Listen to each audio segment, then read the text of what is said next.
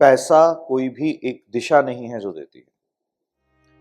हर दिशा पैसे के लिए इक्वली रिस्पॉन्सिबल है। तो ये सबसे बड़े मिथ हैं जो वास्तुशास्त्र में छुपे हुए हैं कि पैसा सिर्फ नॉर्थ से ही आता है, पैसा केवल साउथ ईस्ट से ही आता है। कि इस बात को अपने जहन के अंदर, अपने माइंड के अंदर अच्छे से बिठा लो कि पैसा देने के लिए कोई एक दिशा रिस्पॉन्सिबल नहीं है। फाइनेंस, पैसा अगर हम बात करते हैं तो आपको सिर्फ क्या करना है, एक व्यक्ति की समस्या को समझ करके ये देखना है कि पैसा किस दिशा से आना रुका हुआ। बात समझ में आ रही है? आप जिंदगी के अंदर किसी भी चीज को जब इनवाइट करते हो ना, तो इन्वायरमेंट पूरा का पूरा वैसा क्रिएट करते हो तो इनवाइट होती है। और वातावरण, जब हम पैसे की बात कर रहे हैं तो पैसे के लिए भी आपकी सराउंडिंग्स जो 360 डिग्री के अंदर 16 दिशाओं के रूप में आपने देखी, जो ट्रेडिशनल वास्तु में आपने 8 दिशाओं में देखी, और 9th और 10th जिसको हम आकाश और पाताल कह रहे हैं, इनका अस्तित्व क्या है, रीजन क्या है। श्वेत रंग जो है वो जमीन का पैसा क्रिएट नहीं करता, वो ब्राह्मण्स के लिए है। क्षत्रियों के लिए जो लाल रंग की मिट्टी है वो भी पैसा क्रिएट नहीं करती। तो जो ब्राउन कलर की मिट्टी है या गोल्डन कलर की मिट्टी है वो पैसा क्रिएट करती है। ठीक है, गोल्डन को किसके साथ जोड़ा गया? राजाओं के साथ जोड़ा गया, ज्यादा एबंडेंस देने वाली सॉइल है। और जो ब्राउन कलर की मिट्टी है वो बिजनेस कम्युनिटी के लिए है। पर जिस तरह से एक देश के अंदर, एक मुल्क के अंदर, एक शहर के अंदर higher middle class, lower middle class और रिचीज सब तरह के लोग रहते हैं, तो अब मिट्टी का कंसेप्ट किस हद तक रेलेवेंट है फ्लैट सिस्टम के साथ जब जोड़ते हैं। तो देखिए, आप किसी भी भवन के अंदर जब रहते हैं, किसी भी जगह में रहते हैं, उस जगह की मिट्टी उपजाऊ होना, उस जगह की मिट्टी फर्टाइल होना, ये बड़ा ज्यादा इंपॉर्टेंट है। तो फर्टाइल करने के लिए हमेशा एक बात पक्की है, तो इस बात को टेक्निकली समझिए, जो तत्व एक जगह को उपजाऊ बनाता है, एक जगह को फर्टाइल बनाता है, वो 2 तरह के तत्व सब मिलकर के बनाते हैं। पर वास्तविकता में कौन से तत्व हैं जहां से ग्रोथ का एट्रीब्यूट जो है वो जुड़ता है? That is air element. और एयर एलिमेंट यानी कि पेड़ पौधे।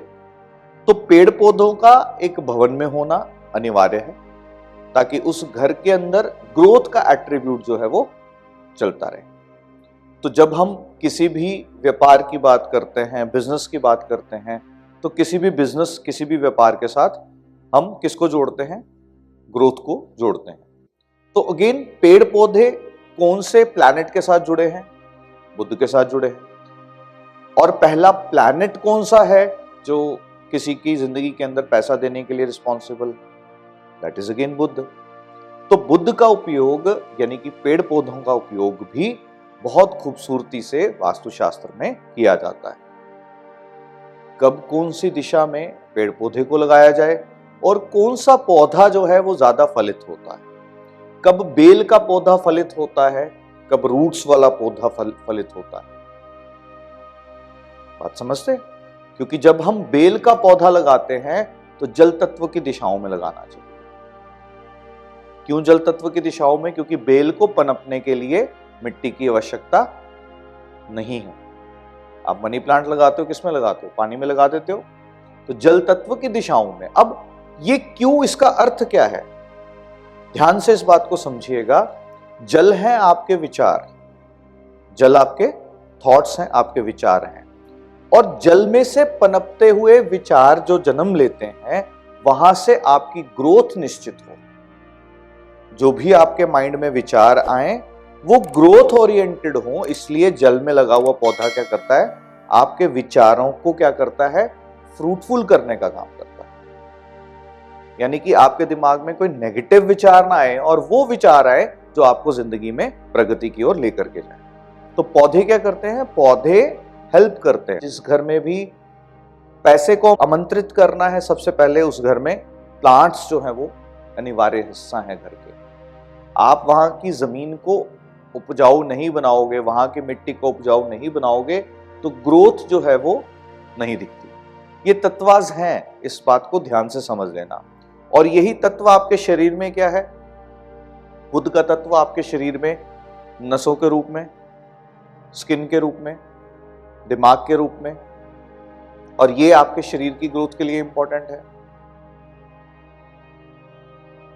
आपके शरीर का हर ऑर्गन तब तक स्वस्थ है जब नर्व्स के माध्यम से शरीर के हर एक हिस्से तक रक्त जो है वो पहुंच पा रहा है। तो ये मरकरी का एट्रीब्यूट है। किसका एट्रीब्यूट है?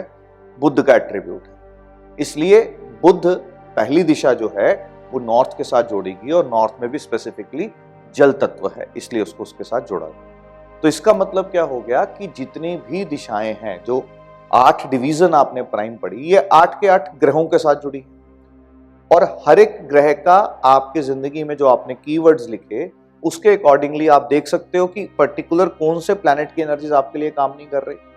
तो जो प्लैनेट की एनर्जीज आपके लिए काम नहीं कर रही, उनके ही अंदर बनते हुए वास्तु पुरुष मंडल की शक्तियां वो जब डिस्टर्ब होती हैं तो पर्टिकुलर उसी प्लैनेट से जुड़ी हुई प्रॉब्लम आनी शुरू होती है। बात समझ में आ रही है?